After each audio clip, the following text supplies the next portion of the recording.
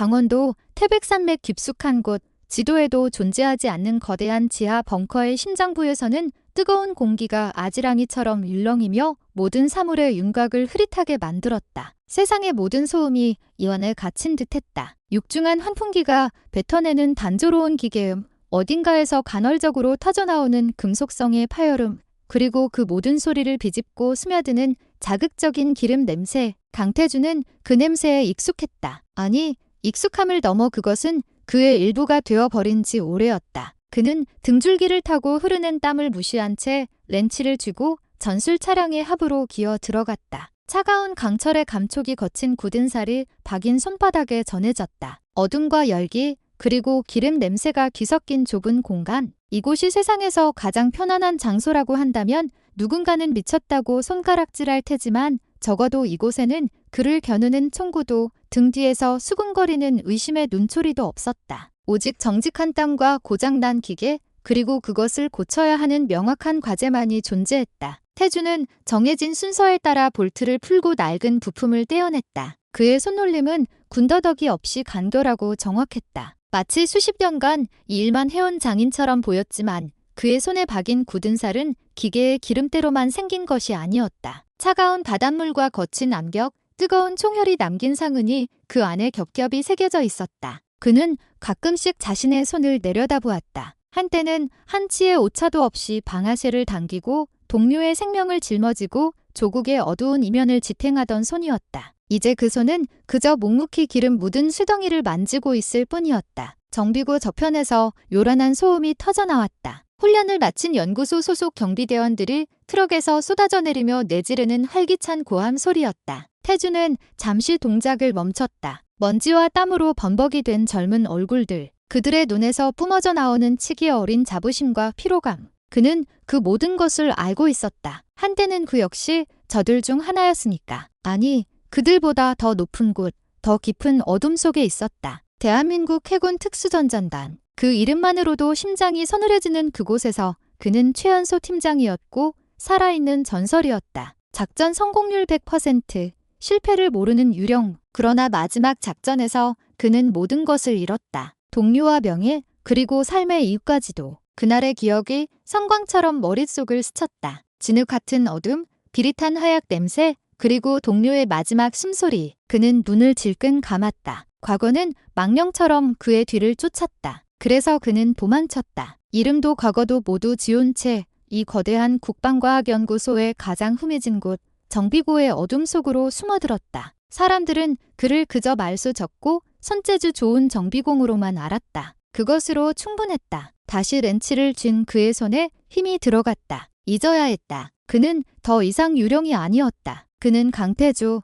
그저 평범한 정비공일 뿐이었다. 그때였다. 정비고의 거대한 문이 열리며 모든 소음을 압도하는 괴음이 밀려 들어왔다. 태주는 차량 밑에서 빠져나와 소리가 들려온 쪽을 바라보았다. 거대한 트레일러에 실린 무언가가 안으로 들어오고 있었다. 그것은 전차였다. 하지만 그가 지금까지 봐왔던 그 어떤 전차와도 달랐다. 표면은 빛을 흡수하는 듯한 기묘한 검은색 합금으로 덮여 있었고 전체적인 형상은 날카로운 각과 부드러운 곡선이 기이한 조화를 이루고 있었다. 마치 심해에서 건져 올린 고대의 괴물 같기도 했고 외계 행성에서 온 미지의 구조물처럼 보이기도 했다. 주변의 모든 정비공들과 연구원들이 일제히 하던 일을 멈추고 그것을 향해 모여들었다. 그들의 얼굴에는 경외와 호기심, 그리고 짙은 좌절감이 뒤섞여 있었다. 태주는 멀찍이 서 그 광경을 지켜보았다. 저것이 바로 이 연구소의 골칫덩어리, 수개월째 수십 명의 엘리트 공학자들을 절망에 빠뜨리고 있는 문제의 프로젝트라는 것을 그는 알고 있었다. 차세대 전자기력 추진식 주력 전차,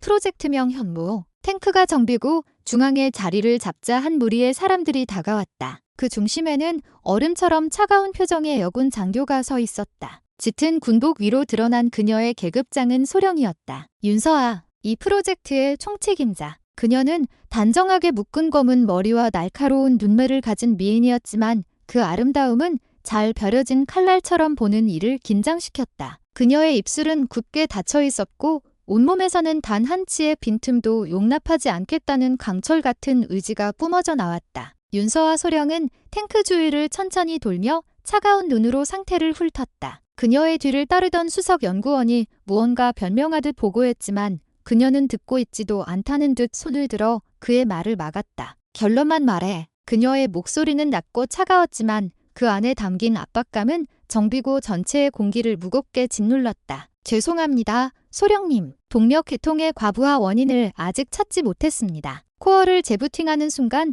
모든 회로가 타버립니다. 이건 마치 기계가 스스로 깨어나기를 거부하는 것 같습니다. 수석 연구원의 목소리는 절망으로 가득 차 있었다. 서한은 대답 없이 탱크의 장갑을 손으로 쓸었다. 그 순간 태주는 그녀의 눈동자에 스치는 미세한 떨림을 보았다. 그것은 분노도 실망도 아니었다. 깊은 슬픔과 애증이 뒤섞인 복잡한 감정이었다. 마치 오랫동안 길들여지지 않은 맹수를 마주한 조련사와도 같았다. 모두 해산. 사화의 명령에 연구원들이 하나둘 흩어졌다. 그녀는 한참 동안 홀로 탱크 곁에 서 있었다. 그 거대하고 위협적인 강철 덩어리 앞에 선 그녀의 모습은 위태로워 보이기까지 했다. 태주는 조용히 자신의 작업대로 돌아와 기름 묻은 손을 헝겊으로 닦았다. 그에게는 상관없는 일이었다. 저것은 그의 전쟁이 아니었다. 하지만 운명은 그를 가만히 내버려 둘 생각이 없는 듯했다. 며칠 동안 정비고는 패배의 기운으로 가득 찼다. 최고의 전문가들이 달려들었지만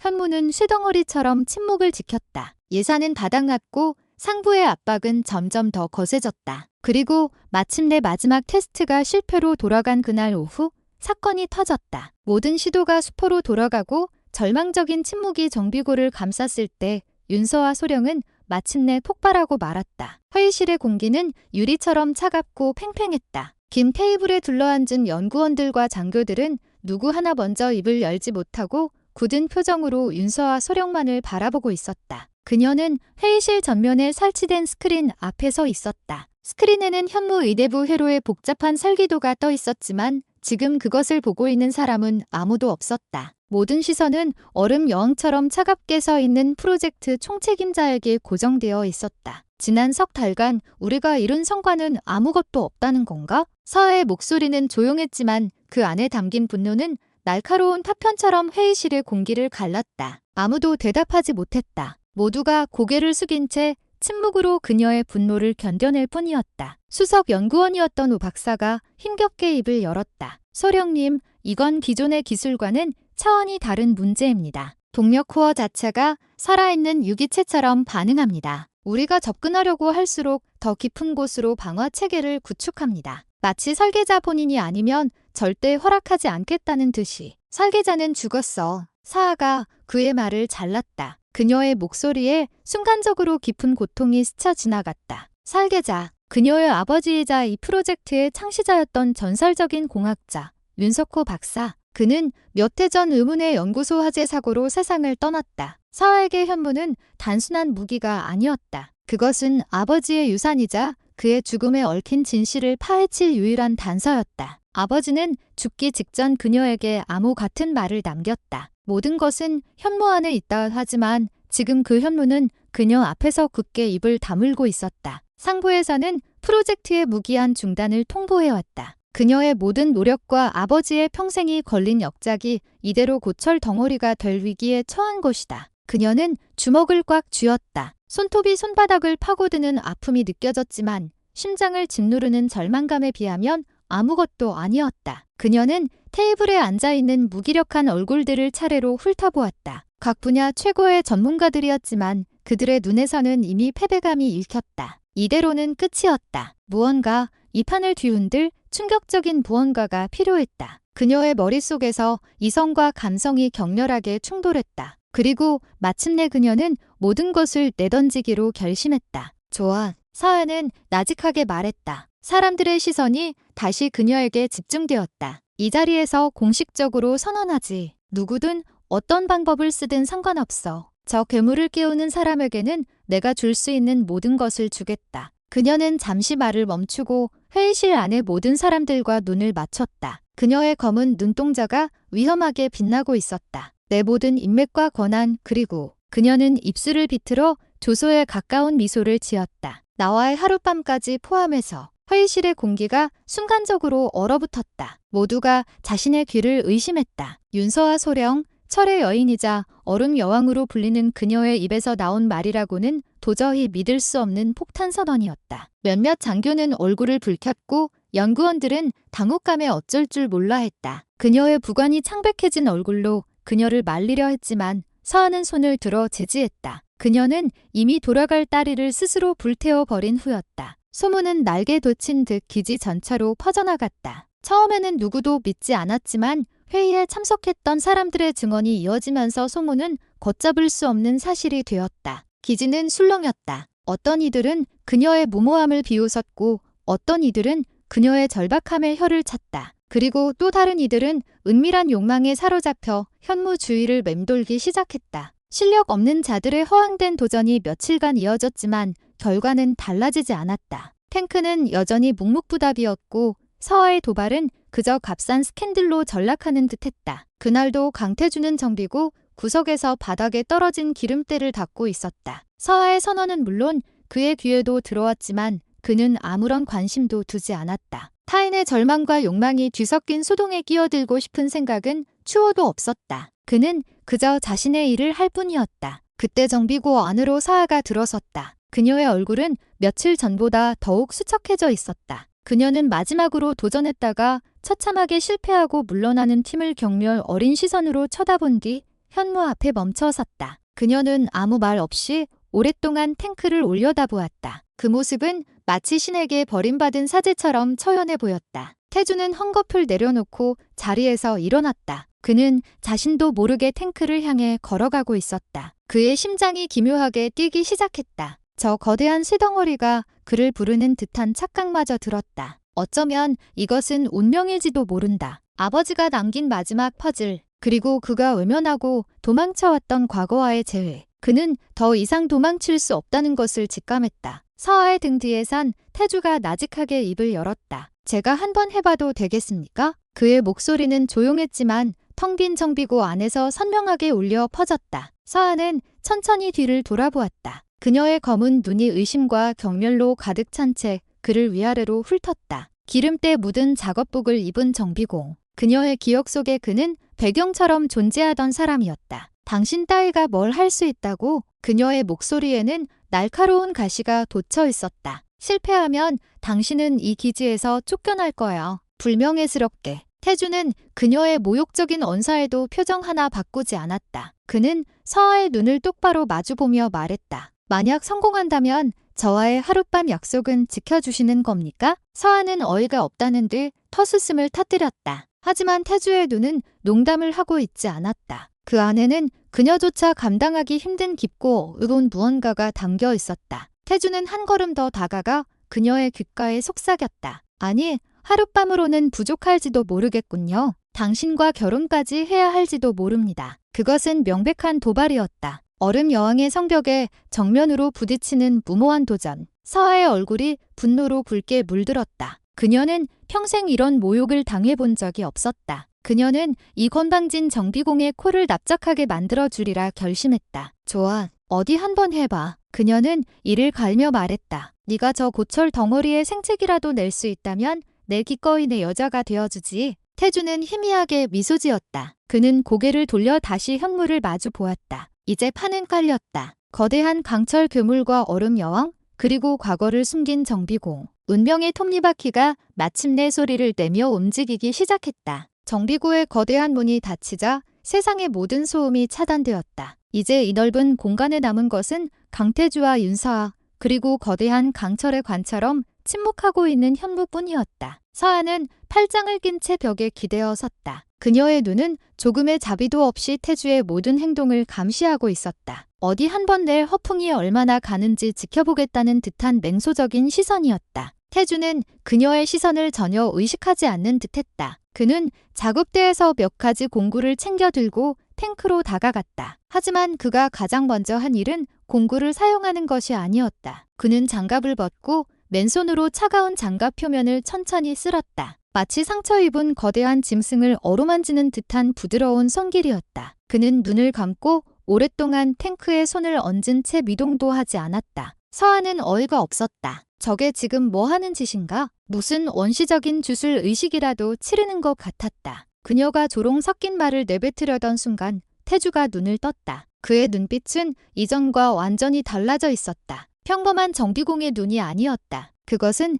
적의 가장 깊은 약점을 꿰뚫어보는 최정의 전사의 눈빛이었다. 이건 단순한 기계가 아니군요. 태주가 나직하게 말했다. 그는 서아를 돌아보지 않고 탱크를 향해 말을 이어갔다. 설계자는 이 안에 자신의 영혼을 담았습니다. 분노와 슬픔, 그리고 지독한 후회를. 서아는 순간 숨을 멈췄다. 분노, 슬픔, 후회. 그것은 아버지가 말년의 입버릇처럼 되뇌던 단어들이었다. 이 자가 도대체 어떻게 태주는 더 이상 설명하지 않고 행동으로 넘어갔다. 그의 움직임은 물 흐르듯 자연스러웠다. 그는 수십 명의 공학자들이 달라붙어도 열지 못했던 주 동력부의 장갑 패치로 다가갔다. 그는 복잡한 잠금 장치를 쳐다보지도 않고 마치 오랫동안 익혀온 비밀번호를 누르듯 정확한 순서와 압력으로 장갑의 특정 부위들을 누르기 시작했다. 딸깍 하는 소리와 함께 육중한 해치가 부드럽게 열렸다. 서아의 눈이 커졌다. 저 잠금 장치는 설계자인 아버지만이 열 수 있는 다중생체 역학 잠금 장치였다. 외부의 힘으로는 절대 열 수 없고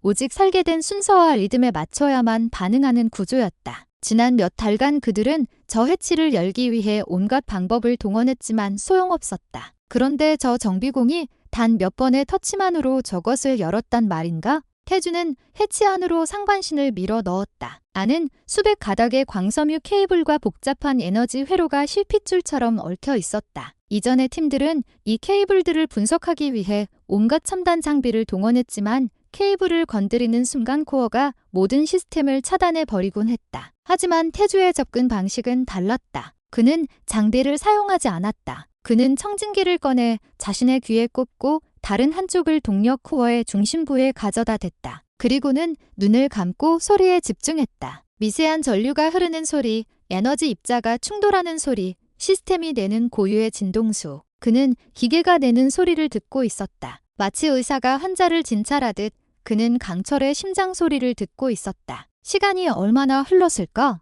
태주는 청진기를 떼고 가장 가느다란 드라이버 하나를 꺼내 들었다. 그리고는 수백 가닥의 케이블 중에서 단 하나의 케이블을 향해 손을 뻗었다. 붉은색도 푸른색도 아닌 눈에 띄지 않는 회색 케이블이었다. 그는 그 케이블의 연결 단자를 건드리지 않고 그 옆을 흐르는 보조 회로의 미세한 나사를 반 바퀴쯤 돌렸다. 그 순간 정비고 전체에 낮고 깊은 울림이 퍼져나갔다. 죽어있던 현무 내부에서 희미한 불빛이 켜지기 시작했다. 시스템이 깨어나고 있었다. 서아는 자신의 눈을 믿을 수 없었다. 수개월간의 실패가 단 1시간 만에 저 정비공의 손에 의해 뒤집히고 있었다. 그녀는 자신도 모르게 탱크를 향해 다가갔다. 어떻게 한 거지? 그 회로는 동력 공급과는 아무 상관없는 예비 회로일 텐데. 태주는 해치에서 몸을 빼내며 헝겊으로 손을 닦았다. 사람의 심장에도 주 동맥만 있는 게 아닙니다. 때로는 눈에 보이지 않는 작은 모세 혈관 하나가 전체의 균형을 잡고 있죠. 이 탱크는 너무나 완벽하게 설계되었습니다. 하지만 설계자는 일부러 작은 불균형을 하나 심어 두었습니다. 마치 자신의 서명처럼 이 탱크가 외부의 손에 의해 함부로 제어되는 것을 막기 위한 마지막 안전장치였을 겁니다. 과도한 에너지로 주 동맥을 자극하니 심장이 스스로 멈춰버린 겁니다. 저는 그저 막혀있던 모세 혈관을 살짝 뚫어졌을 뿐입니다. 그의 설명은 공학적이라기보다는 철학적으로 들렸다. 하지만 결과가 그의 말을 증명하고 있었다. 탱크의 모든 계기판에 불이 들어오고 주포가 부드럽게 움직이며 스스로 영점을 조절하기 시작했다. 거대한 강철의 거인이 마침내 긴 잠에서 깨어난 것이다. 서아는 완전히 넋을 잃은 채 그 광경을 바라보았다. 이것은 단순한 수리가 아니었다. 교감이었다. 설계자의 의도를 완벽하게 이해하고 기계와 소통한 결과였다. 이 남자는 단순한 정비공이 아니다. 그는 누구인가? 도대체 그의 정체는 무엇인가? 태주는 이제 조종석 해치를 열고 안으로 들어갔다. 잠시 후 탱크의 메인 스크린이 켜지면서 복잡한 시스템 인터페이스가 부팅되기 시작했다. 그런데 부팅 화면의 중앙에 나타난 것은 국방부의 공식 문양이 아니었다. 그것은 불을 뿜는 세 개의 머리를 가진 신화 속 괴물 키메라의 형상이었다. 서아의 심장이 차갑게 가라앉았다. 키메라, 그것은 아버지가 동료들과 함께 운영했던 비공식 연구팀의 상징이었다. 아버지는 그 문양에 대해 자세히 말해주지 않았지만 항상 자랑스럽게 여기곤 했다. 그때 조종석에서 나온 태주가 그녀를 바라보았다. 그의 눈빛은 전에 없이 진지하고 무거웠다. 이제부터가 진짜 시작입니다. 소령님, 이 탱크는 단순한 병기가 아닙니다. 이것은 판도라의 상자요. 그리고 우리는 방금 그 상자를 열었습니다. 그의 말과 함께 스크린의 키메라 문양이 사라지며 수많은 암호화된 파일 목록이 화면을 가득 채웠다. 서한은 그 파일들 사이에서 익숙한 이름을 발견하고 온몸이 굳어버렸다. 그것은 바로 그녀의 아버지 윤석호, 그리고 한 번도 들어본 적 없는 또 다른 한국인 공학자의 이름이었다. 그의 이름은 강진혁이었다. 그날 밤 윤서아는 자신의 사무실에서 단 한숨도 잠들지 못했다. 정비고에서의 충격적인 광경과 강태주라는 정비공이 던진 수수께끼가 머릿속을 떠나지 않았다. 현무가 다시 살아났다는 사실보다 그 안에 숨겨져 있던 키메라의 문양과 암호화된 파일들이 그녀를 더 깊은 혼란에 빠뜨렸다. 그리고 그 파일 목록에 적혀있던 이름, 강진혁. 어딘가 익숙한 그 이름은 그녀의 기억 저편에 묻혀있던 오래된 상자를 건드렸다. 그녀는 보안 등급이 가장 높은 자신의 컴퓨터 앞에 앉았다. 손끝이 차갑게 식어 있었다. 평소라면 규정대로 상부에 보고하고 정식 절차를 밟았겠지만 이번만큼은 그럴 수 없었다. 직감이 위험 신호를 보내고 있었다. 이것은 단순한 기술적 문제가 아니라 아버지의 죽음과 연결된 거대한 비밀의 일부라는 확신이 들었다. 그녀는 혼자서 알아내야만 했다. 먼저 그녀는 강태주의 신상 정보를 조회했다. 연구소에 등록된 그의 신상 기록은 너무나도 평범하고 깨끗했다. 대한민국 서울 출생, 평범한 가정에서 자라 기술을 배워 군 부대 정비공으로 취직한 청년. 이력서에는 그 어떤 특이점도 없었다. 하지만 그것이 오히려 더 큰 의심을 불러일으켰다. 현무와 교감하듯 수리하던 그의 모습, 설계자인 아버지의 의도까지 꿰뚫어보던 통찰력은 결코 평범한 정비공에게서 나올 수 있는 것이 아니었다. 이 신상 기록은 위조된 것이 분명했다. 서한은 자신의 권한을 넘어 국방부 데이터베이스의 가장 깊은 곳으로 접근하기 시작했다. 몇 겹의 방화벽을 뚫고 군 내부 정보망의 허점을 파고들었다. 몇 시간 동안의 사투 끝에 그녀는 마침내 국방부의 특수인력 관리 파일에 접근할 수 있었다. 그녀는 강태주라는 이름을 검색했다. 수십 명의 동명이인이 검색되었지만 그녀가 찾는 사람은 없었다. 포기하려던 순간 그녀는 생각을 바꿨다. 이름이 아닌 다른 단서로 접근해야 했다. 강진혁. 탱크의 파일 목록에 있던 그 한국인 공학자의 이름을 검색했다. 그러자 단 하나의 파일이 나타났다. 대한민국 국방과학연구소의 수석 연구원이었던 강진혁 박사, 그리고 그의 가족 관계란에 적힌 아들의 이름, 강태주. 사진 속의 젊은 군인은 지금의 정비공과는 전혀 다른 사람처럼 보였다. 날카로운 눈매와 다부진 체격, 검게 글린 피부. 사진만으로도 그가 거쳐온 훈련의 강도를 짐작할 수 있었다. 그녀는 그의 군 기록을 열었다. 그리고 다음 순간 그녀는 의자 등받이에 깊숙이 몸을 기댈 수밖에 없었다. 화면에 떠오른 기록들은 그녀의 예상을 아득히 뛰어넘는 것이었다. 대한민국 해군 특수전전단 UD2 실 최연소 팀장, 해외 비밀 작전 수십 회 투입, 모든 작전 성공, 저격, 폭파, 침투, 정보전 등 모든 분야에서 타의 추종을 불허하는 전설적인 요원. 동료들은 그를 유령이라 불렀다. 하지만 그의 기록은 몇 해 전 갑자기 끊겨 있었다. 마지막 작전 보고서는 대부분이 검게 칠해져 있었고 마지막 줄에는 단 한 문장만이 적혀 있었다. 작전 중 사망. 서한은 마른 침을 삼켰다. 그렇다면 지금 기지에 있는 저 정비공은 누구란 말인가? 죽은 사람이 일령처럼 돌아온 것인가? 그녀는 마지막 작전의 단편적인 기록들을 집요하게 파고들었다. 그리고 마침내 극비로 분류된 영상 파일 하나를 찾아냈다. 야간 투시경으로 촬영된 짧은 영상이었다. 어두운 창고 안 격렬한 총격전이 벌어지고 있었다. 그리고 영상의 마지막, 강태주가 동료의 시신을 부축하며 절규하는 모습과 함께 모든 것이 폭발로 뒤덮였다. 그를 사망 처리한 것은 명백한 정보 조작이었다. 누군가 의도적으로 그의 존재를 세상에서 지워버린 것이다. 그녀는 다시 강진혁 박사의 파일로 돌아갔다. 그의 신상 기록을 훑어 내려가던 그녀의 눈이 한 곳에 멈췄다. 공동 연구 프로젝트 목록. 그곳에 익숙한 프로젝트명이 있었다. 프로젝트 키메라, 그리고 함께 참여한 파트너의 이름, 윤석호 박사. 바로 그녀의 아버지였다. 모든 조각들이 하나로 맞춰지기 시작했다. 아버지와 태주의 아버지는 동료였다. 두 사람은 키메라라는 이름 아래 무언가를 함께 연구했다. 현무는 바로 그 결과물이었을 것이다. 그리고 두 사람 모두 의문의 죽음을 맞았다. 강진혁 박사와 자신의 아버지는 같은 해, 같은 달에 연구소 화재 사고와 갑작스러운 심장마비로. 하지만 이제 그 모든 것이 사고나 병으로 보이지 않았다. 그것은 계획된 암살이었을 가능성이 높았다. 그렇다면 강태주는 왜 자신의 신분을 숨기고 이 기지로 잠입한 것일까? 답은 명확했다. 그는 아버지의 복수를 위해 그리고 키메라의 진실을 파헤치기 위해 돌아온 것이다. 그리고 그 진실의 열쇠가 바로 현무 안에 잠들어 있었다. 서아는 혼란스러운 머리를 감싸 쥐었다. 자신이 평생을 바쳐 완성시키려 했던 아버지의 유산이 실은 거대한 음모의 중심에 있는 판도라의 상자였다니. 그녀는 지금까지 자신이 진실이라고 믿었던 모든 것들이 무너져 내리는 것을 느꼈다. 아버지는 위대한 과학자가 아니라 거대한 비밀 조직의 일원이었을지도 모른다. 그리고 자신은 그 사실도 모른 채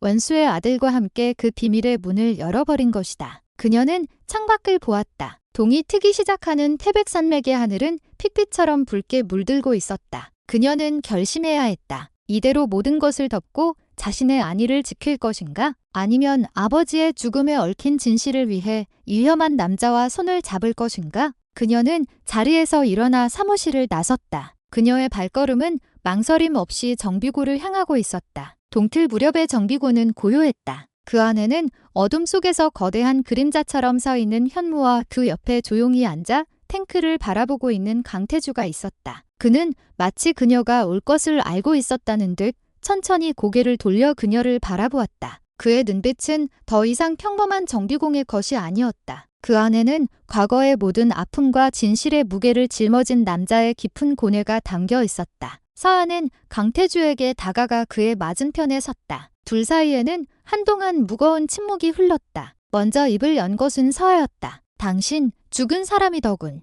그녀의 목소리는 차갑게 가라앉아 있었다. 강태주는 놀라는 기색 없이 담담하게 그녀를 바라보았다. 세상에는 공식적인 기록보다 더 중요한 진실이 있는 법이죠. 당신의 아버지 강진혁 박사님과 나의 아버지는 동료였어. 프로젝트 키메라. 서아가 말을 잇자 태주의 눈빛이 미세하게 흔들렸다. 그는 그녀가 이토록 빨리 진실에 접근하리라고는 예상하지 못한 듯했다. 당신이 알고 있는 건 어디까지입니까? 태주가 물었다. 그의 목소리에는 경계심이 묻어 있었다. 내가 아는 건 거의 없어. 하지만 이제부터 알아야겠어. 당신이 이곳에 온 이유, 그리고 이 탱크 안에 숨겨진 비밀, 전부 다. 서아의 목소리는 단호했다. 그녀는 더 이상 이 문제의 방관자가 될 수 없었다. 아버지의 죽음이 연관된 이상 이것은 그녀 자신의 싸움이기도 했다. 강태주는 오랫동안 그녀의 눈을 들여다보았다. 그녀의 눈동자 속에서 진실을 갈망하는 절박함과 혼란,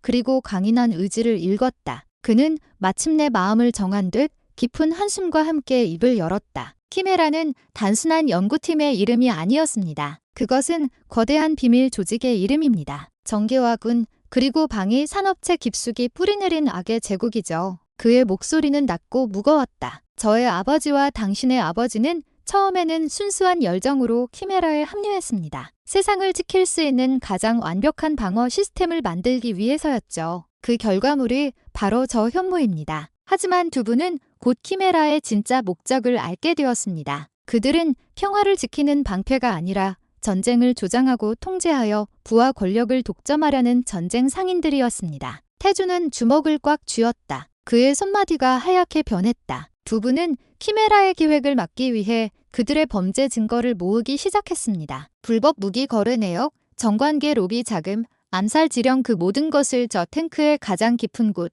누구도 접근할 수 없는 데이터 코어에 숨겨 두셨습니다. 그리고 모든 준비가 끝났을 때 내부 고발을 통해 키메라의 실체를 세상에 폭로하려고 하셨죠. 그의 목소리가 비통함에 젖어들었다. 하지만 키메라는 한 발 빨랐습니다. 그들은 배신을 눈치채고 두 분을 제거했습니다. 저의 아버지는 연구소 화재로 위장해 살해당했고 당신의 아버지는 아마 비슷한 방식으로 당하셨을 겁니다. 그리고 키메라는 이 탱크를 회수하기 위해 혈안이 되었죠. 탱크 안에 자신들의 명주를 끊어놓을 증거가 있다는 것을 알았으니까요. 서아는 온몸의 피가 차갑게 식는 것을 느꼈다. 아버지의 죽음이 심장마비가 아니었다니. 존경받는 과학자였던 아버지가 거대한 범죄 조직에 맞서 싸우다 암살당한 것이다. 모든 것이 거짓이었다. 나의 마지막 임무는 키메라가 호시탐탐 노리던 이 탱크를 안전한 곳으로 옮기는 것이었습니다. 하지만 작전 중에 내부 배신자가 있었고 저와 제 팀은 함정에 빠졌습니다. 저를 제외한 모든 동료가 목숨을 잃었고 저는 공식적으로 사망 처리되었습니다. 그들은 제가 죽었다고 믿었지만 저는 살아남았습니다. 그리고 때를 기다렸습니다. 언젠가 이 탱크가 다시 세상의 모습을 드러낼 그날을. 이제 모든 의문이 풀렸다. 그가 왜 자신의 신분을 숨기고 정비공으로 위장해 이곳에 왔는지, 그리고 왜 그토록 탱크에 집착했는지. 이것은 그의 모든 것을 건 마지막 전쟁이었다. 이제 그 증거를 세상에 공개해야 합니다. 태주가 결연한 표정으로 말했다. 그는 조종석으로 올라가 시스템을 조작하기 시작했다. 서아는 그의 옆에 서서 스크린을 함께 들여다보았다. 태주가 몇 가지 보안 코드를 입력하자 암호화되었던 파일 목록의 일부가 해제되며 그 내용이 드러나기 시작했다. 화면에는 수많은 기밀 문서들이 나타났다. 여러 국가의 고위 관료들이 거액의 뇌물을 수수하는 영상, 민간인 거주 구역에 대한 불법적인 폭격 명령서, 키메라가 개발한 비인도적 무기들의 실험 보고서. 그들의 범죄는 상상을 초월하는 것이었다. 이것들을 외부에 전송해야 해. 서아가 다급하게 말했다. 아직 안 됩니다. 가장 중요한 핵심 데이터는 아직도 3중 암호에 묶여 있습니다. 이 암호를 풀기 전까지는 섣불리 움직일 수 없습니다. 키메라는 우리가 이 파일에 접근했다는 사실을 알아채는 순간 우리를 제거하기 위해 모든 수단을 동원할 겁니다. 태주가 경고한 바로 그 순간이었다. 벙커 전체에 날카로운 경보음이 울려 퍼지기 시작했다. 붉은 경광등이 번쩍이며 비상 상황을 알렸다. 기지 전체가 봉쇄되고 있었다. 젠장, 너무 늦었어. 태주가 낮게 욕설을 뱉었다. 스크린의 접속 기록에 붉은 표시가 떠올랐다. 누군가 외부에서 그들의 접속을 감지하고 역추적한 것이다. 키메라가 마침내 그들의 위치를 파악했다. 서아는 창밖을 보았다. 어둠 속에서 무장한 군인들이 정비고를 향해 포위망을 좁혀오고 있었다. 하지만 그들의 군복은 기지 소속 부대의 것이 아니었다. 검은색 특수 전투복에 그 어떤 소속 표시도 없는 자들이었다. 키메라의 사병들이었다. 우린 덫에 걸렸어. 서아가 절망적으로 말했다. 강태주는 조용히 조종석에서 내려왔다. 그는 더 이상 정비공의 모습이 아니었다. 그의 눈빛과 자세는 과거의 유령으로 완벽하게 돌아와 있었다. 그는 허리춤에 숨겨두었던 권총을 꺼내 장전했다. 아니요, 소령님. 이제부터 사냥은 우리가 시작합니다. 그는 서아를 돌아보며 말했다. 그의 눈빛은 두려움이 아닌 지독한 투지로 불타고 있었다. 이 탱크는 세상에서 가장 완벽한 무기일 뿐만 아니라 가장 견고한 요새이기도 합니다. 우리 아버님들께서 그렇게 만드셨으니까요. 그의 말이 끝나기 무섭게 정비고의 육중한 철문이 폭발음과 함께 찢겨져 나갔다. 어둠 속에서 수십 개의 총구가 그들을 향해 불을 뿜기 시작했다. 총알이 비처럼 쏟아져 들어왔다. 콘크리트 기둥이 부서져 나가고 주변에 있던 장비들이 불꽃을 튀기며 파괴되었다. 강태주는 몸을 날려 서아를 이끌고 현무 뒤편으로 몸을 숨겼다. 육중한 탱크의 장갑이 그들을 위한 유일한 방패였다. 내부에도 적이 있어. 이 정도의 병력이 이렇게 신속하게 움직이려면 내부 조력자 없이는 불가능해. 서아가 거친 숨을 몰아쉬며 말했다. 포위망은 완벽했고 탈출로는 보이지 않았다. 기지 전체가 그들을 죽이기 위한 거대한 함정으로 변해버린 것이다. 당신을 이곳으로 부른 사람이 누굽니까? 이 프로젝트를 승인하고 당신을 책임자로 임명한 사람. 태주가 날카롭게 물었다. 서아의 머릿속에 한 사람의 얼굴이 떠올랐다. 그녀를 아끼고 신임해 주던 직속 상관 박성철 장군. 아버지의 오랜 친구이기도 했던 그가 설마 박성철 장군님이야. 하지만 그럴 리가 없어. 그는 아버지를 친동생처럼 아끼셨다고. 키메라 앞에서는 혈연도 우정도 아무 의미 없습니다. 태주의 목소리는 얼음처럼 차가웠다. 그는 소총을 든 괴한 하나가 사각으로 접근하는 것을 포착하고 망설임 없이 방아쇠를 당겼다. 단 한 발의 총성. 괴한은 비명도 지르지 못하고 쓰러졌다. 그의 사격술은 여전히 녹슬지 않았다. 상황은 절망적이었다. 적들의 수는 헤아릴 수 없이 많았고 그들의 화력은 압도적이었다. 이대로 탱크 뒤에 숨어만 있다가는 결국 포위망에 갇혀 죽게 될 것이다. 태주는 결단을 내려야 했다. 방법은 하나뿐입니다. 그가 서아를 바라보며 말했다. 저들을 뚫고 정문으로 탈출하는 건 불가능해. 하지만 저쪽 제3경납고 벽은 상대적으로 취약하지. 그 벽을 부수고 밖으로 빠져나가야 해. 미쳤어. 저 벽을 어떻게 부순단 말이야? 우리 발밑에 해답이 있습니다. 태주는 씩 웃으며 현무를 가리켰다. 서아는 그의 의도를 깨닫고 경악했다. 이걸 움직이겠다고? 아직 시험 운행도 제대로 못 해본 물건이야. 만약 또 코어가 멈추기라도 하면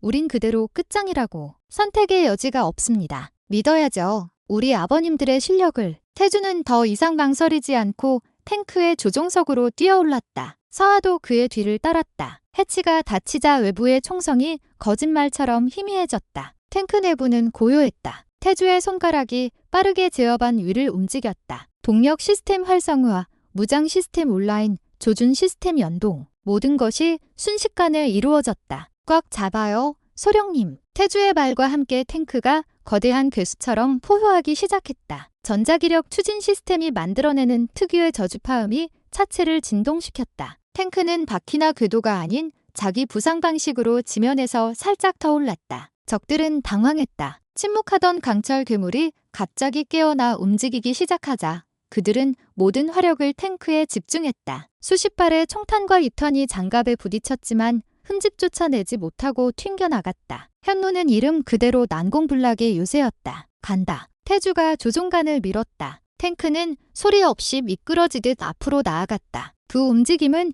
육중한 무게가 믿기지 않을 정도로 부드럽고 빨랐다. 적들의 포위망을 찍고 나아가는 탱크의 모습은 마치 상어떼 사이를 유영하는 고래와도 같았다. 태주는 주포를 발사하지 않았다. 이 탱크의 주포는 기존의 화약식이 아닌 레일건 방식이었다. 그 위력은 작은 전술 핵무기에 버금갈 정도였기에 이런 좁은 공간에서 사용했다가는 벙커 전체가 날아가 버릴 터였다. 대신 그는 차체에 장착된 기관포를 이용해 적들의 진격을 막았다. 제3격벽까지 50m. 사아가 외부 카메라 화면을 보며 외쳤다. 적들은 필사적으로 그들의 앞을 가로막았다. 트럭과 장갑차를 동원해 바리케이드를 쳤다. 이런 걸로 막을 수 있을 거라 생각하다니 너무 순진하군. 태주는 속도를 줄이지 않았다. 현무는 거대한 강철 투우소처럼 바리케이드를 향해 돌진했다. 굉음과 함께 트럭과 장갑차가 종이장처럼 구겨지며 튕겨나갔다. 마침내 그들의 눈앞에 제3경납고의 두꺼운 콘크리트 벽이 나타났다. 최대 출력. 태주가 소리쳤다. 동력 코어에서 푸른빛이 터져 나오며 탱크가 순간적으로 가속했다. 육중한 차체가 벽과 충돌하는 순간 천지를 뒤흔드는 괴음이 터져나왔다. 콘크리트 벽이 거미줄처럼 갈라지더니 이내 거대한 구멍이 뚫리며 와르르 무너져 내렸다. 먼지와 파편 속에서 현무가 모습을 드러냈다. 그들 앞에는 끝없이 펼쳐진 강원도의 험준한 산맥과 어두운 밤하늘이 있었다. 탈출에 성공한 것이다. 하지만 안도감도 잠시 뒤에서 강력한 엔진 소리가 들려왔다. 키메라에 추격되었다. 무장 헬기와 공격용 드론까지 동원된 대규모 추격이었다. 젠장, 끈질긴 놈들. 태주가 조종간을 잡은 채 욕설을 뱉었다. 그때 서하의 통신기로 연락이 들어왔다. 발신자는 박성철 장군이었다. 서하야, 내 말 들리나? 지금 어디 있나? 그의 목소리는 다급해 보였다. 서하는 잠시 망설였다. 그를 믿어야 할까? 하지만 지금 기댈 곳은 그밖에 없었다. 장군님, 배신입니다. 기지가 공격받고 있습니다. 알고 있다. 내 실수다. 적들이 내 통신망까지 장악했었어. 지금 겨우 복구였다. 내 말 잘 들어라. 북쪽으로 20km 지점에 비상활주로가 있다. 거기로 가면 내가 보낸 수송기가 기다리고 있을 거다. 서둘러. 통신이 끊겼다. 서하는 혼란스러웠다. 이것이 또 다른 함정일까? 아니면 유일한 희망일까? 어떻게 할 겁니까? 태주가 그녀를 보며 물었다. 결정은 그녀의 몫이었다. 그녀는 박성철 장군의 목소리에 담긴 절박함을 떠올렸다. 그것은 연기가 아니었다. 북쪽으로 간다. 장군님을 믿어보겠어. 현무는 방향을 틀어 어둠 속을 향해 질주하기 시작했다. 뒤에서는 수십 개의 불빛이 맹렬하게 그들을 뒤쫓고 있었다. 길고 긴 밤의 시작이었다. 사막의 밤은 차가웠다. 현무는 모든 불빛을 끈 채 어둠 속을 질주했다. 뒤따르던 추격대의 불빛은 조금씩 멀어지고 있었다. 탱크의 스텔스 기능과 압도적인 속도 덕분이었다. 하지만 두 사람 모두 긴장을 풀 수 없었다. 언제 다시 따라잡힐지 모르는 일이었다. 비상활주로에 도착했을 때 그들을 기다리고 있던 것은 약속된 수송기가 아니었다. 낡고 작은 경비행기 한 대가 산바람 속에서 위태롭게 서 있을 뿐이었다. 조종석에서 내린 사람은 박성철 장군이었다. 그는 혼자였다. 시간이 없네. 어서 타게 해. 박성철 장군은 다급하게 손짓했다. 그의 얼굴은 피로와 죄책감으로 얼룩져 있었다. 어떻게 된 겁니까? 장군님, 기지는요? 서아가 물었다. 키메라의 손에 넘어갔네. 내가 너무 늦게 알아차렸어. 내 구간마저 그들의 끈앞풀이었더군. 자네들이 탈출한 직후 기지의 모든 통신이 두절됐어. 아마 그곳에 있는 모든 인원들이 제거되거나 포섭됐을 걸세. 미안하네, 서아여. 내가 자네와 자네 아버지를 지켜주지 못했어. 그의 눈에는 진심 어린 후회가 담겨 있었다. 그는 배신자가 아니었다. 그 역시 키메라의 희생자였다. 세 사람은 경비행기에 올랐다. 육중한 탱크는 산속 한가운데 버려두고 갈 수밖에 없었다. 하지만 태주는 떠나기 전 탱크의 데이터 코어에서 가장 중요한 암호화 파일들을 자신의 휴대용 단말기로 옮겨두었다. 이제 그들이 가진 것은 이 작은 데이터 칩이 전부였다. 비행기는 힘겹게 이륙해 어둠 속으로 사라졌다. 그들이 떠나온 기지가 있던 방향의 하늘이 멀리서 붉게 타오르는 것이 보였다. 키메라가 모든 증거를 인멸하고 있는 것이 분명했다. 그들은 박성철 장군이 오래전에 마련해 둔 비밀 안전 가옥으로 향했다. 문명의 흔적이라고는 찾아볼 수 없는 깊은 산속의 낡은 오두막이었다. 전기도 수도도 들어오지 않는 원시적인 공간이었지만 세상의 눈을 피하기에는 최적의 장소였다. 그곳에서 며칠이 흘렀다. 라디오에서는 군사기지에서 원인 불명의 폭발 사고가 일어나 큰 인명피해가 발생했다는 뉴스가 흘러나왔다. 윤서와 소련과 몇몇 연구원들은 실종자 명단에 올라 있었다. 세상은 그들이 죽었다고 알고 있을 터였다. 그들은 이제 공식적으로 존재하지 않는 유령이 되었다. 낮에는 잠을 자고 밤에는 태주가 가져온 데이터를 분석하는 생활이 반복되었다. 태주는 단말기를 낡은 발전기에 연결해 데이터를 해독하는 데 몰두했다. 서아는 그의 곁을 지키며 그를 도왔고 박성철 장군은 외부의 동태를 살피며 경계를 늦추지 않았다. 좁고 불편한 공간 속에서 함께 생사의 위협을 느끼며 지내는 동안 태주와 서아 사이에는 이전과는 다른 기류가 흐르기 시작했다. 정비고에서의 첫 만남은 경멸과 도발로 시작되었지만 이제 그들은 서로의 등을 맡길 수 있는 유일한 동지가 되었다. 서아는 더 이상 그를 기름때 묻은 정비공으로 보지 않았다. 그녀는 그의 침착함과 명석함, 그리고 위기 상황에서 빛을 발하는 결단력에 감탄했다. 무엇보다 그녀를 사로잡은 것은 그의 눈빛에 담긴 깊은 슬픔이었다. 동료와 아버지를 잃고 복수만을 위해 살아온 남자의 고독이 그녀의 마음을 아프게 했다. 태주 역시 얼음 여왕에 가면 뒤에 숨겨진 서아의 진짜 모습을 보게 되었다. 그녀는 강인하고 냉철했지만 동시에 아버지의 죽음 앞에서 한없이 약해지는 여린 인간이었다. 그녀는 밤마다 악몽을 꾸며 아버지의 이름을 불렀다. 그럴 때마다 태주는 말없이 그녀의 곁에 앉아 그녀가 다시 잠들 때까지 지켜주곤 했다. 어느 날 밤 모닥불 앞에서 두 사람은 처음으로 자신들의 과거에 대해 이야기했다. 태주는 마지막 작전에서 동료들을 잃었던 날의 이야기를 담담하게 털어놓았다. 서아는 완벽주의자였던 아버지와의 행복했던 유년 시절과 아버지가 키메라 프로젝트에 몰두하면서 점차 멀어져 갔던 기억을 이야기했다. 아버지는 항상 말씀하셨지. 자신이 만드는 무기는 사람을 죽이기 위한 게 아니라 더 많은 사람을 살리기 위한 방패라고. 난 그 말을 믿었어. 하지만 결국 아버지가 만든 것은 세상을 위협하는 괴물이었고 그 괴물이 아버지를 삼켜버렸지. 서아의 목소리가 떨렸다. 태주는 말없이 자신의 외투를 벗어 그녀의 어깨에 덮어주었다. 아닙니다. 당신의 아버지는 괴물을 만든 게 아닙니다. 괴물과 싸울 수 있는 유일한 무기를 남기신 겁니다. 그리고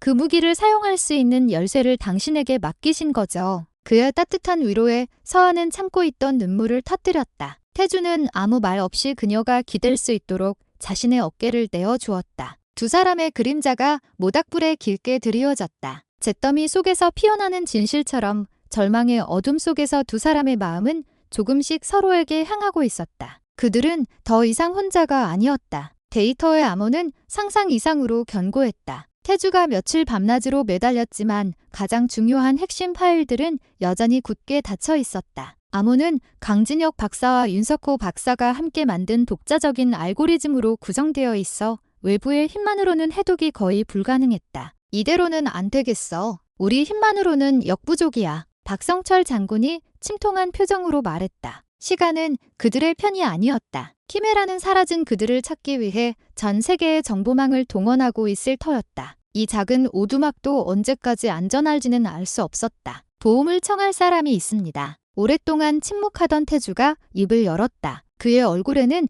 깊은 고뇌가 서려 있었다. 그가 언급한 사람은 그의 과거와 깊숙이 연결된 인물이었고 그를 다시 위험 속으로 끌어들이는 것은 내키지 않는 일이었다. 하지만 지금은 선택의 여지가 없었다. 누군가? 서아가 물었다. 저의 옛 동료입니다. 팀에서는 헤르메스라고 불렸죠. 현존하는 최고의 해커이자 정보 분석가입니다. 태주는 헤르메스에 대해 설명했다. 그는 군 복무 시절 태주와 함께 수많은 비밀 작전을 수행했던 파트너였다. 마지막 작전에서 태주가 죽었다고 알려진 후 그는 군을 떠나 자취를 감췄다. 하지만 태주는 그와 연락할 수 있는 비상 연락망을 알고 있었다. 그를 믿을 수 있나? 그 역시 배신했을 가능성은 없나? 박성철 장군의 질문에 태주는 고개를 저었다. 그는 제 목숨을 3번이나 구해줬습니다. 저 역시 그의 목숨을 구했죠. 우리는 전후의 이상의 유대를 나누었습니다. 그러면 믿을 수 있습니다. 문제는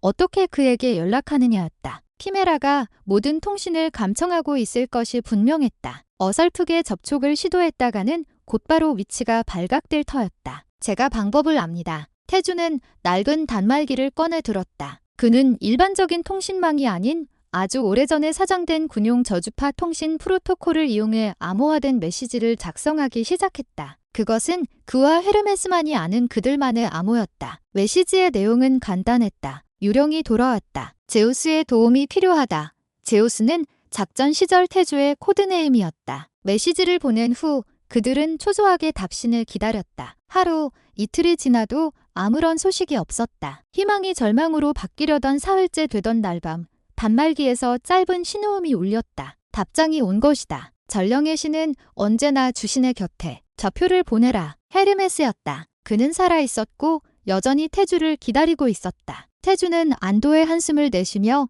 그들에게 은밀히 접선할 장소의 좌표를 전송했다. 약속된 날, 태주는 홀로 오두막을 나섰다. 서아는 걱정스러운 눈으로 그의 뒷모습을 바라보았다. 반드시 돌아와야 해. 걱정 마십시오. 곧 돌아오겠습니다. 태주는 짧게 대답하고 어둠 속으로 사라졌다. 약속 장소는 오두막에서 수십 킬로미터 떨어진 폐쇄된 기차역이었다. 태주는 몇 시간에 걸쳐 산길을 달려 약속 장소에 도착했다. 낡은 역사는 칠흑 같은 어둠 속에서 흉물스럽게 서 있었다. 그가 플랫폼 안으로 들어서는 순간 등 뒤에서 차가운 청구가 느껴졌다. 움직이지 마. 손머리 위로. 익숙하지만 경계심 가득한 목소리였다. 태주는 천천히 두 손을 들었다. 어둠 속에서 한 남자가 모습을 드러냈다. 덥수룩한 수염과 날카로운 눈매. 헤르메스였다. 그는 몇 년의 세월 동안 많이 변해 있었지만 태주는 그를 한눈에 알아볼 수 있었다. 오랜만이군, 헤르메스. 정말 너였나, 제우스? 내 장례식에서 내가 직접 내 관에 흙을 뿌렸는데. 헤르메스는 총구를 내리지 않은 채 그를 살폈다. 그의 눈에는 반가움과 의심이 교차하고 있었다. 이야기는 길어. 일단 그 총부터 내려놓지. 내가 진짜 유령인지 아니면 유령의 껍데기를 쓴 함정인지 확인하기 전까진 안 돼. 헤르메스는 태주의 몸을 수색했다. 그리고 그의 팔에 있는 오래된 흉터를 발견하고서야 비로소 경계를 풀었다. 그 흉터는 과거 작전 중에 헤르메스를 구하려다 생긴 상처였다. 젠장 진짜 너였구나. 헤르메스는 총을 데리고 태주를 강하게 끌어안았다. 두 전우는 말없이 서로의 등을 두드리며 재회의 감격을 나누었다. 태주는 그동안 있었던 모든 일을 헤르메스에게 털어놓았다. 키메라의 음모, 아버지의 죽음, 현무 그리고 서아와 박성철 장군의 이야기까지. 모든 이야기를 들은 헤르메스의 표정은 심각하게 굳어졌다. 키메라, 그 이름은 나도 들어본 적이 있어. 군의 최상층부와 방산업계를 연결하는 검은 커넥션. 그 실체를 파헤치려던 자들은 모두 의문사를 당했지. 네가 살아있었다니 다행이지만 넌 지금 세상에서 가장 위험한 놈들의 표적이 된 거야. 그래서 내 도움이 필요해. 이 데이터를 해독해줘. 이 안에 키메라를 무너뜨릴 증거가 들어있어. 태주가 데이터 단말기를 건넸다. 헤르메스는 단말기를 받아들고 자신의 노트북에 연결했다. 그의 손가락이 자판 위에서 현란하게 춤을 추기 시작했다. 몇 시간 동안 폐역사 안에는 오직 타자 소리만이 울려 퍼졌다. 마침내 헤르메스의 움직임이 멈췄다. 그의 얼굴은 충격과 분노로 일그러져 있었다. 찾았어. 놈들의 심장을 찾아냈어. 헤르메스가 스크린을 돌려 태주에게 보여주었다. 화면에는 한 남자의 사진이 떠 있었다. 중후한 인상의 남성. 그의 이름은 최진원. 국내 최대의 방위 산업체인 태강방산 위 회장이었다. 이 자가 바로 키메라의 수장이다. 이 모든 범죄의 정점에 있는 놈이지. 데이터는 이 자가 직접 결제한 암살 지령과 무기 밀매 계약서들로 가득 차 있어. 드디어 적의 얼굴이 드러난 순간이었다. 태주의 눈이 차갑게 빛났다. 놈은 며칠 뒤 자신의 개인 소유 섬에서 전 세계의 정재계 거물들을 초대해 비밀 파티를 열 예정이야. 새로운 무기들을 선보이고 더러운 거래들을 하기 위한 자리지. 그곳에 급습한다면 놈들을 한 번에 일망타진할 수 있어. 헤르메스가 말했다. 그것은 불가능에 가까운 작전이었다. 철동 같은 경비가 펼쳐질 적에 심장부에 단 몇 명이 뛰어드는 것은 자살행위나 다름없었다. 하지만 그들에게는 다른 선택지가 없었다. 좋아. 그 파티에 우리도 참석하지. 태주가 결연하게 말했다. 유령의 마지막 사냥이 시작되려 하고 있었다. 다시 오두막으로 돌아온 태주와 헤르메스는 박성철 장군과 서하에게 모든 상황을 설명했다. 키메라의 수장이 최진원 회장이라는 사실에 박성철 장군은 경악을 금치 못했다. 최진원은 국방부의 가장 중요한 파트너이자 대외적으로는 자비로운 사업가로 알려진 인물이었다. 그자가 모든 일의 배후였다니 등잔빛이 어둡다는 말이 틀린 게 없었군. 박성철 장군은 허탈하게 중얼거렸다. 이제 그들의 목표는 명확해졌다. 최진원이 주최하는 비밀 파티에 잠입하여 그 자리에서 키메라의 범죄 증거를 전 세계에 폭로하는 것. 하지만 문제는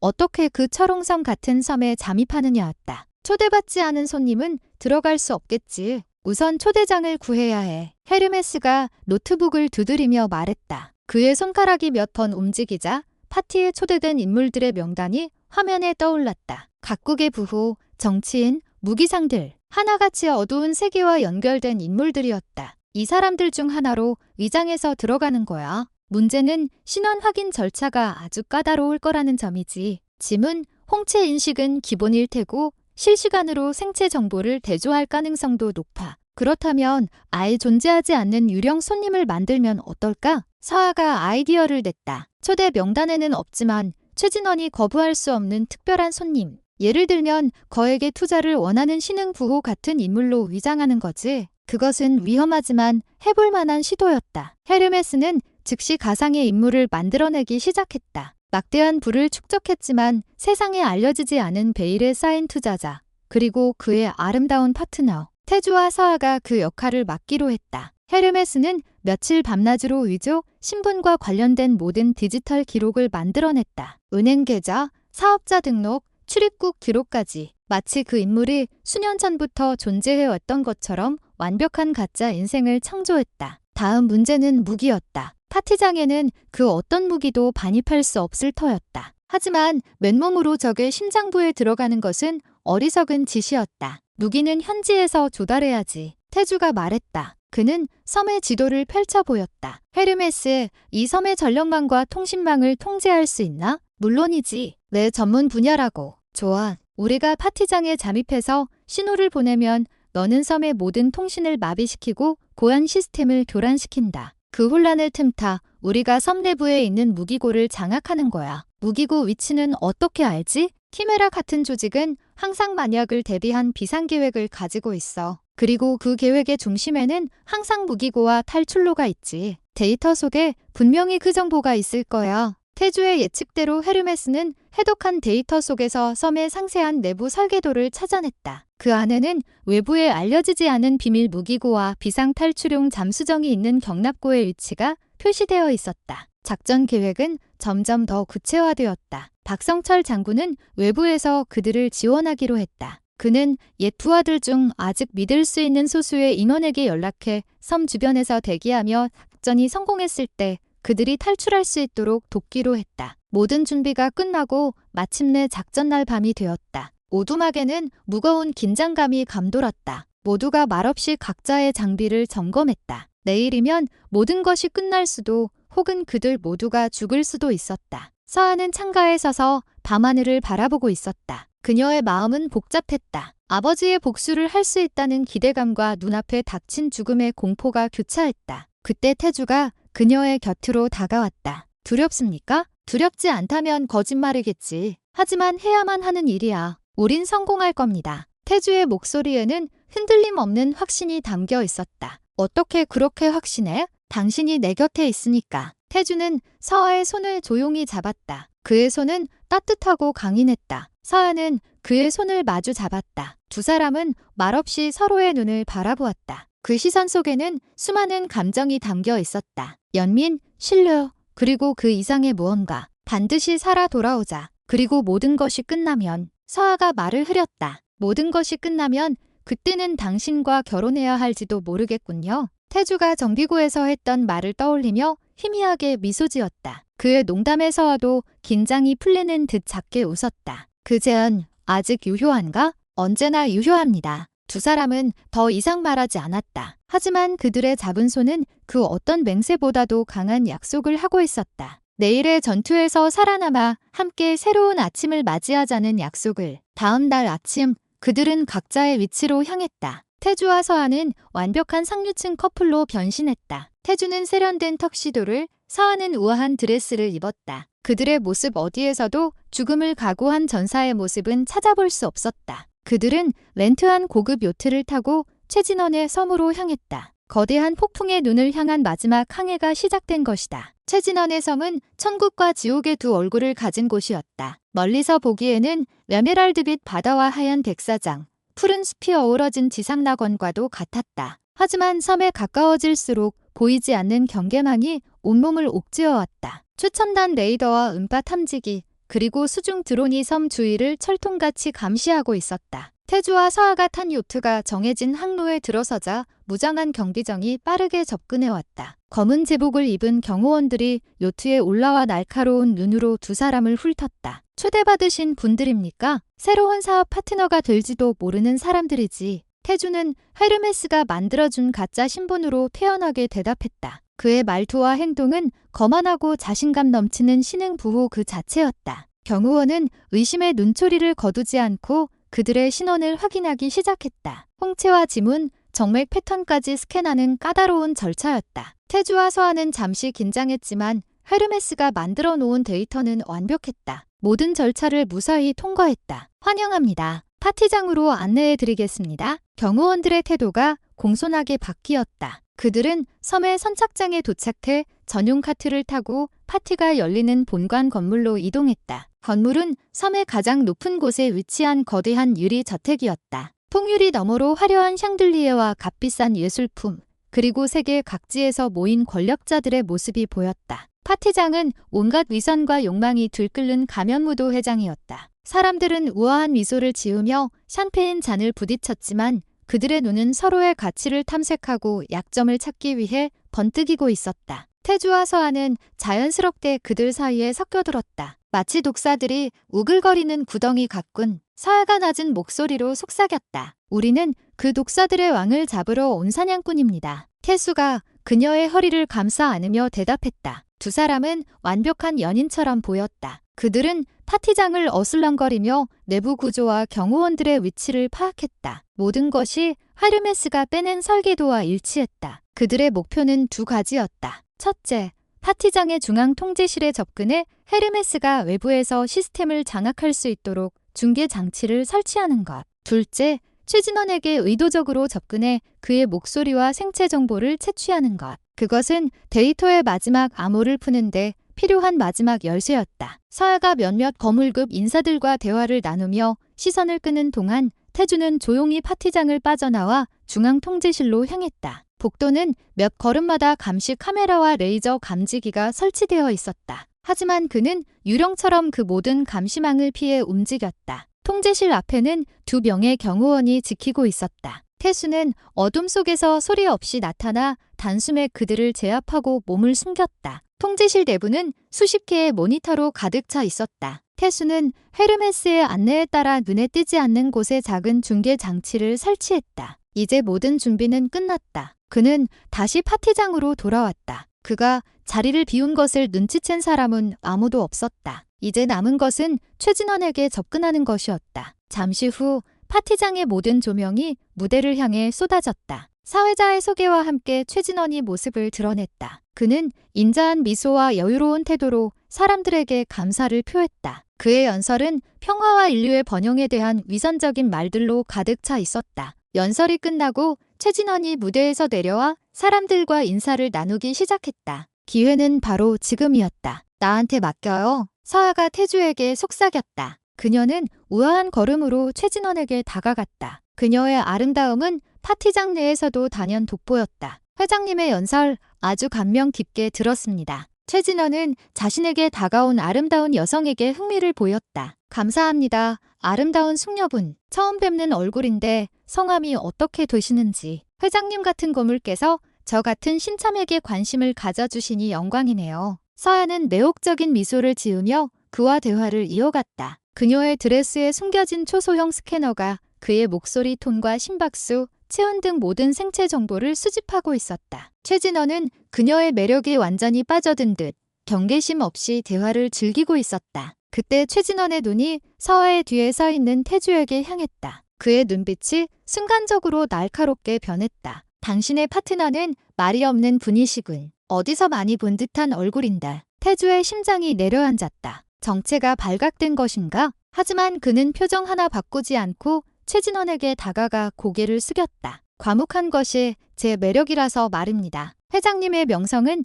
익히 들었습니다. 곧 좋은 사업 파트너로 다시 뵙게 되기를 바랍니다. 태주는 일부러 최진원의 손에 자신의 와인잔을 살짝 부딪혔다. 그 짧은 순간 그의 반지에 내장된 특수 센서가 최진원의 DNA 정보를 채취했다. 모든 것이 완벽했다. 흥미로운 친구로군. 최진원은 더 이상 의심하지 않는 듯 다시 인자한 미소를 지었다. 모든 임무를 완수한 태주와 서아는 조용히 파티장 구석으로 물러났다. 태주는 귓속의 통신기로 헤르메스에게 신호를 보냈다. 제우스, 위치에 있다. 이제 쇼를 시작하지. 헤르메스의 대답이 들려왔다. 전령의 신, 주신의 명을 받들 준비 완료. 10초 후에 불꽃놀이가 시작될 거다. 이제 되돌아갈 수 없었다. 거대한 가면무도회에 막이 내리고 피비린내 나는 진짜 파티가 시작될 참이었다. 태주와 서아는 서로의 눈을 바라보며 말없이 고개를 끄덕였다. 헤르메스의 카운트다운이 끝나자 섬 전체가 암흑에 휩싸였다. 화려한 샹들리에와 파티장의 모든 조명이 일제히 꺼지고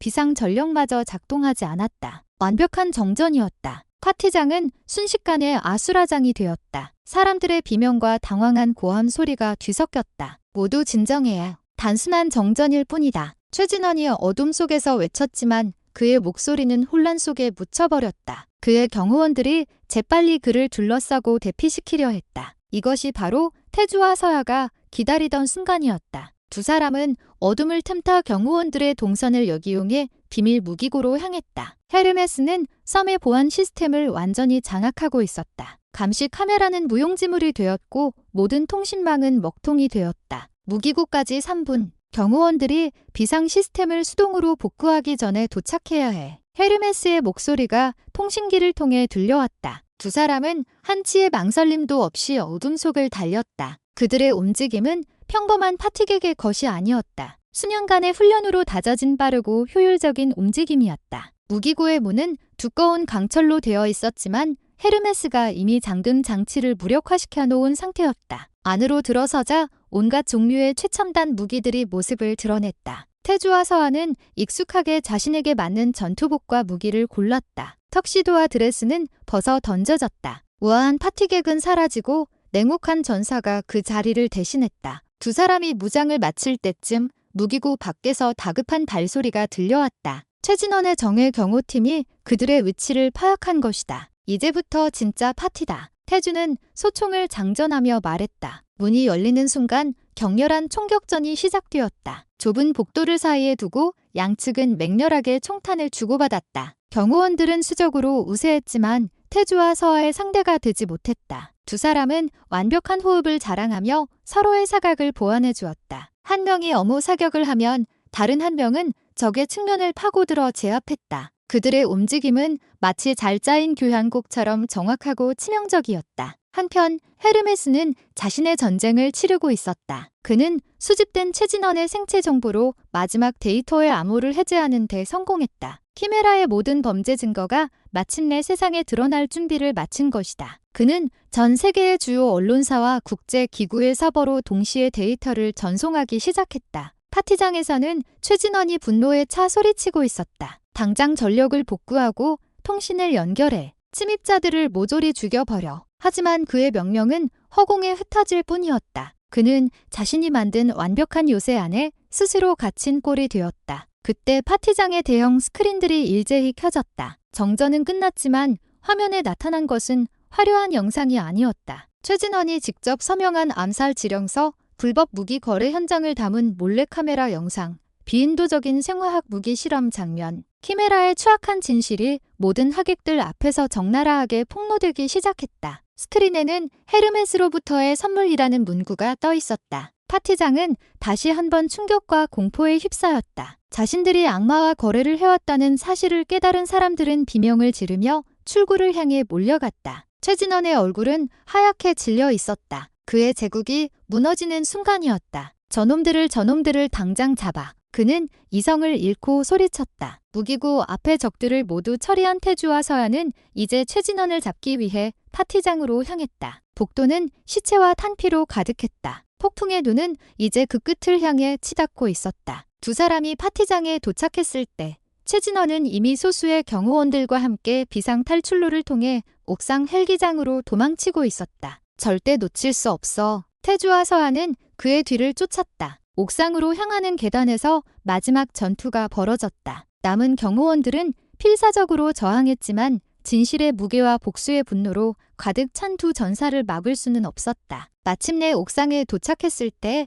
헬리콥터 한 대가 이륙을 준비하고 있었다. 최진원은 헬기에 오르기 직전 길을 돌아보며 증오에 찬 눈으로 태주와 서하를 노려보았다. 내 놈들이 감히 내 제국을 무너뜨려? 살아서 이곳을 빠져나갈 수 있을 것 같으냐. 그의 말이 끝나기 무섭게 헬기에서 중기관총이 불을 뿜기 시작했다. 태주와 서하는 몸을 날려 원표물 뒤로 숨었다. 폭풍의 마지막 순간이 다가오고 있었다. 헬리콥터의 중기관총이 옥상을 무자비하게 휩쓸었다. 콘크리트 파편이 사방으로 튀고 금속 구조물들이 비명을 지르며 찢겨져 나갔다. 태주와 서하는 빗발치는 총탄을 피해 겨우 몸을 숨겼지만 이대로는 헬기가 이륙하는 것을 지켜볼 수밖에 없는 상황이었다. 내가 시선을 끄는 동안 당신은 왼쪽으로 돌아 헬기의 꼬리 날개를 노려. 태주가 서하에게 외쳤다. 그것은 자살행위에 가까운 작전이었다. 안 돼. 너무 위험해. 방법이 없어. 저놈을 놓치면 모든 게 끝이야.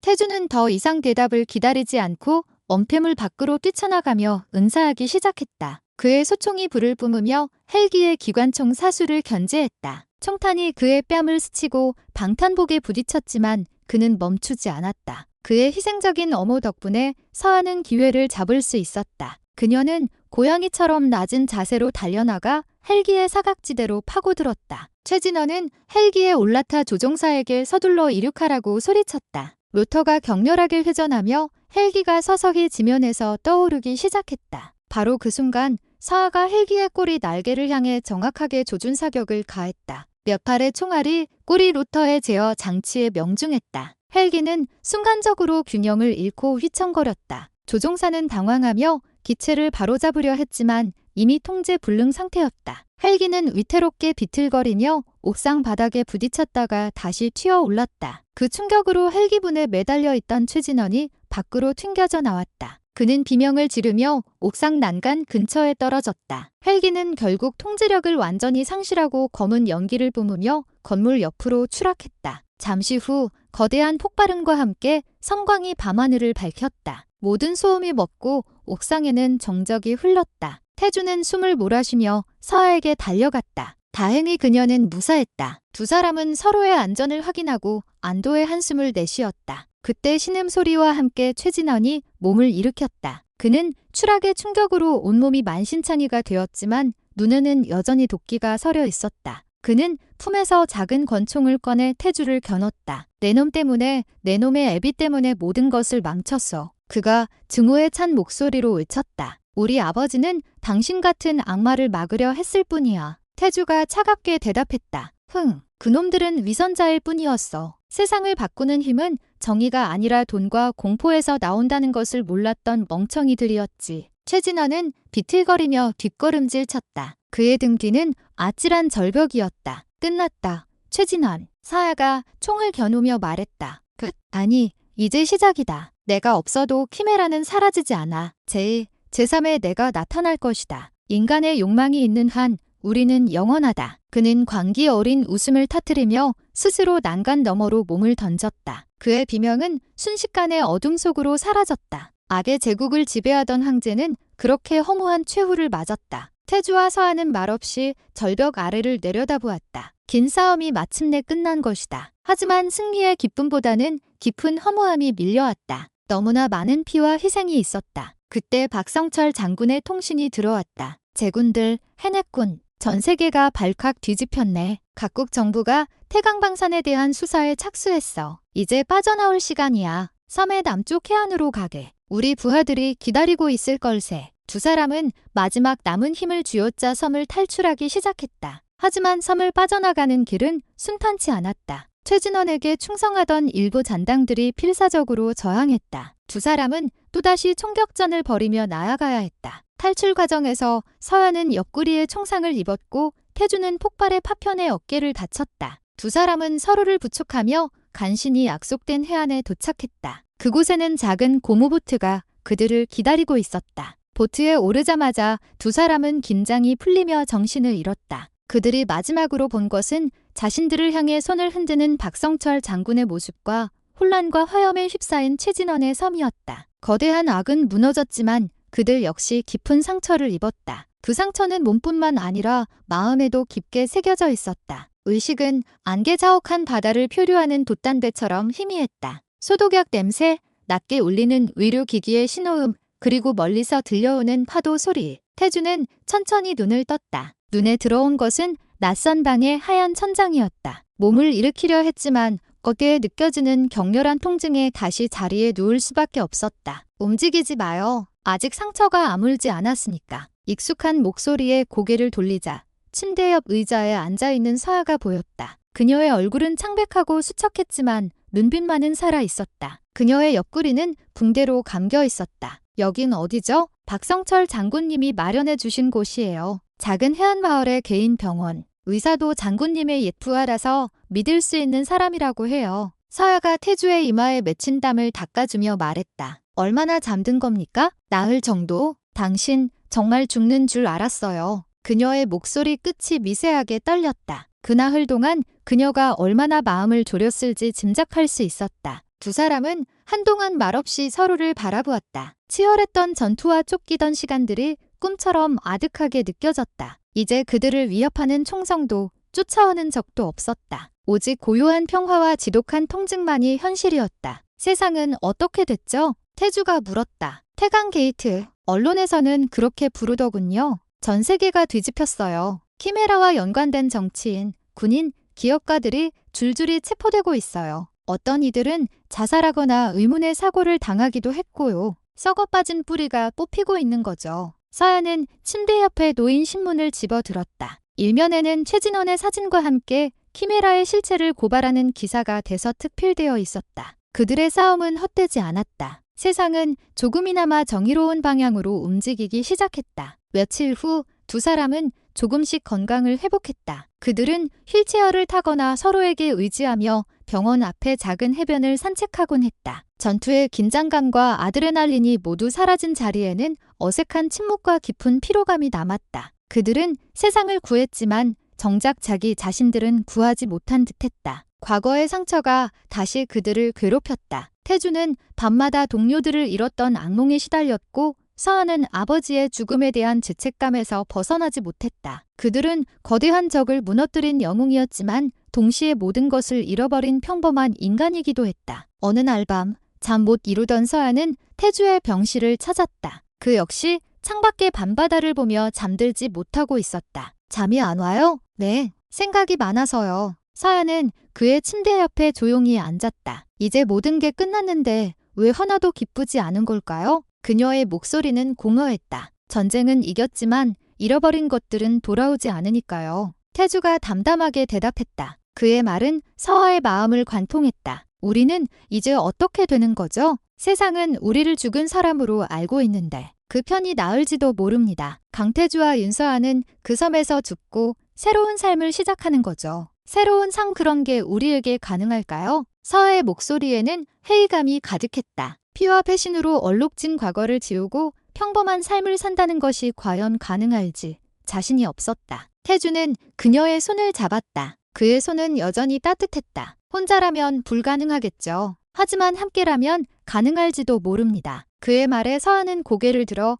그를 바라보았다. 그의 눈동자 속에 비친 자신의 모습이 보였다. 상처 입고 지쳐있지만 절망의 끝에서 희망의 끈을 놓지 않으려는 모습이. 그녀는 자신도 모르게 그의 품에 안겼다. 태수는 조용히 그녀의 등을 감싸 안았다. 두 개의 상처 입은 영혼이 서로의 온기를 통해 위로를 받고 있었다. 그들은 싸움의 방식은 달랐지만 같은 아픔을 공유하고 있었다. 아버지의 복수를 위해 모든 것을 걸었고 결국 모든 것을 잃었다. 이제 그들에게 남은 것은 서로뿐이었다. 고마워요. 내 곁에 있어줘서. 서아가 그의 품에 얼굴을 묻은 채 속삭였다. 내가 할 수 있는 유일한 일인 거려. 새벽에 여명이 창문을 통해 들어오고 있었다. 기나긴 밤이 끝나고 새로운 아침이 오고 있었다. 그 아침이 어떤 모습일지는 알 수 없었지만 두 사람은 더 이상 혼자가 아니었다. 새벽의 차가운 공기 속에 남은 작은 불씨처럼 그들은 서로에게 의지하며 새로운 시작을 준비하고 있었다. 두 사람이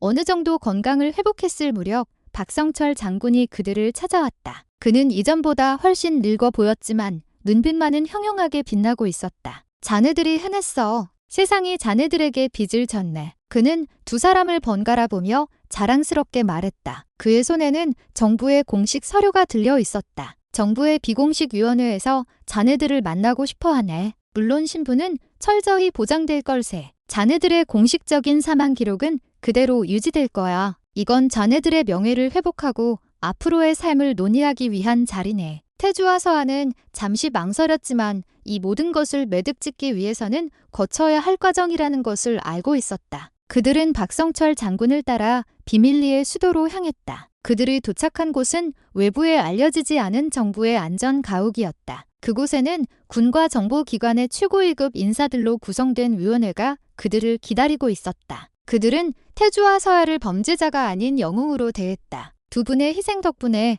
우리는 수십 년간 국가를 좀먹어 온 거대한 암덩어리를 도려낼 수 있었습니다. 어떤 말로도 감사를 표현하기 어렵군요. 위원회 의장이 정중하게 말했다. 그는 두 사람에게 그동안의 경과를 설명했다. 키메라 조직은 사실상 와해되었고 태강방사는 해체 수순을 밟고 있었다. 그들이 폭로한 데이터는 전 세계적인 사법 공조의 중요한 증거 자료로 사용되고 있었다. 그들은 또한 강진혁 박사와 윤석호 박사의 공식적인 명예회복을 약속했다. 두 사람은 불의의 사고로 사망한 것이 아니라 거대한 악에 맞서 싸우다 순직한 영웅으로 역사에 기록될 것이라고 했다. 모든 보고가 끝난 후 의장은 두 사람에게 예상치 못한 제안을 했다. 두 분의 능력과 경험은 이 나라에 꼭 필요한 자산입니다. 우리는 이번 사건을 계기로 어떤 외부의 압력에도 굴하지 않는 독립적인 특수임무 부대를 창설하기로 결정했습니다. 우리는 두 분이 이 새로운 부대 코드네임 그리폰의 공동지휘관을 맡아 주시기를 바랍니다. 그것은 파격적인 제안이었다. 과거의 모든 불명예를 씻고 막강한 권한을 가진 조직의 수장이 될 수 있는 기회. 서아의 마음이 잠시 흔들렸다. 아버지의 못다 이룬 꿈, 정의로운 힘으로 세상을 지키는 일을 자신이 이어갈 수도 있지 않을까? 하지만 태주의 생각은 달랐다. 그는 조용히 고개를 저었다. 과분한 제안에 감사드립니다. 하지만 저희는 그 제안을 받아들일 수 없습니다. 모두의 시선이 태주에게 쏠렸다. 의장이 의아한 표정으로 물었다. 이유를 물어도 되겠나? 저희는 칼의 역할을 충실히 했습니다. 악을 베고 부정을 도려냈죠. 하지만 칼은 칼집에 있을 때 평화를 지킬 수 있습니다. 저희의 손에는 이미 너무 많은 피가 묻었습니다. 저희는 더 이상 누군가를 심판하고 되는 역할을 하고 싶지 않습니다. 그의 목소리는 조용했지만 그 안에 담긴 의지는 확고했다. 서아는 그의 말을 듣고 마음을 굳혔다. 태주의 말이 옳았다. 그들은 복수를 위해 칼을 들었지만 그 칼을 평생 휘두르며 살고 싶지는 않았다. 그들이 진정으로 원했던 것은 심판의 권력이 아니라 평범한 삶이었다. 저희의 뜻을 존중해 주셨으면 합니다. 저희는 그저 조용한 곳에서 저희가 지켜낸 세상을 살아가고 싶을 뿐입니다. 서아가 태주의 말을 거들었다. 우연들은 잠시 숙고하더니 이내 그들의 결정을 존중하기로 했다. 알겠네. 두 사람의 뜻이 그렇다면 강요할 수는 없지. 정부는 두 분에게 새로운 신분과 평생을 살아갈 수 있는 충분한 보상을 제공하겠네. 그리고 언제든 도움이 필요하면 국가가 두 사람을 보호할 걸세. 이것은 우리가 두 영웅에게 할 수 있는 최소한의 보답일세. 모든 절차가 끝났다. 태주와 서아는 공식적으로 세상에서 사라진 존재가 되었고 대신 평범한 부부의 신분을 얻었다. 그들은 더 이상 군인도 요원도 아니었다. 그저 서로의 곁을 지키는 평범한 남자와 여자일 뿐이었다. 안전가옥을 나오던 날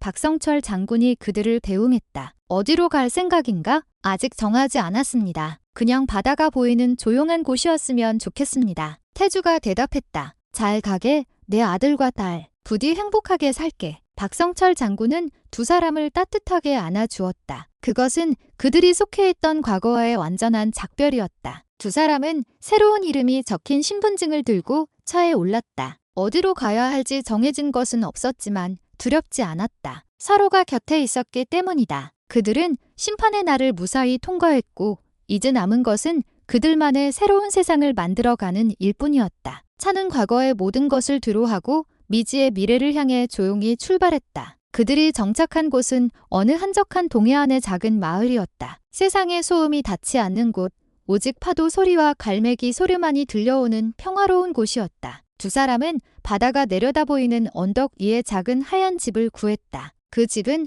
오랫동안 사람의 손길이 닿지 않은 듯 낡고 허름했지만 두 사람에게는 세상 그 어떤 호화로운 저택보다 아늑한 보금자리였다. 그들은 함께 집을 수리하고 낡은 가구를 고치고 정원을 가꾸며 시간을 보냈다. 태주는 더 이상 총을 잡지 않았다. 대신 그의 손에는 망치와 톱이 들려 있었다. 그는 녹슨 경첩에 기름칠을 하고 삐걱거리는 마룻바닥을 고쳤다. 서아는 군복 대신 편안한 스웨터를 입고 텃밭에 토마토와 허브를 심었다. 그녀의 손은 더 이상 작전 지도를 펼치지 않고 흙과 씨앗을 만졌다. 과거의 상처가 완전히 사라진 것은 아니었다. 두 사람은 여전히 가끔 악몽을 꾸었고 문득문득 떠오르는 과거의 기억에 고통스러워했다. 하지만 그럴 때마다 서로가 곁에 있었다. 태주가 악몽에서 깨어나 식은땀을 흘릴 때면 서아는 말없이 그의 손을 잡아주었다. 서아가 아버지의 사진을 보며 눈물 지을 때면 태수는 그녀의 어깨를 조용히 감싸 안아주었다. 그들은 서로에게 유일한 의사이자 치유제였다. 시간이 흐르면서 두 사람의 얼굴에는 조금씩 미소가 돌아왔다. 태주는 마을의 작은 정비소에서 낡은 자동차를 고치는 일을 시작했다. 그의 뛰어난 손재주는 금세 소문이 나서 사람들은 그를 마법의 손이라 불렀다. 서아는 지역 도서관에서 아이들에게 책을 읽어주는 자원봉사를 했다. 아이들의 맑은 눈을 보며 그녀는 마음의 평화를 얻었다. 그들은 더 이상 세상을 구하는 영웅이 아니었다. 하지만 그들은 자신들의 작은 세상을 구하고 있었다. 서로의 무너진 마음을 일으켜 세우고 평범한 일상 속에서 행복을 찾아가며 어느 맑은 날 오후 태주와 서아는 집 앞 해변을 걷고 있었다. 노을이 바다를 붉게 물들이고 있었다. 여기 온 지도 꽤 시간이 흘렀네요. 서아가 태주의 팔에 기댄 채 말했다. 그렇군요. 시간이 참 빠릅니다. 후회하지 않아요? 모든 걸 버리고 이렇게 사는 거. 서아의 질문에 태주는 잠시 걸음을 멈추고 그녀를 바라보았다. 그는 주머니에서 작은 상자를 꺼내 열었다. 그 안에는 투박하지만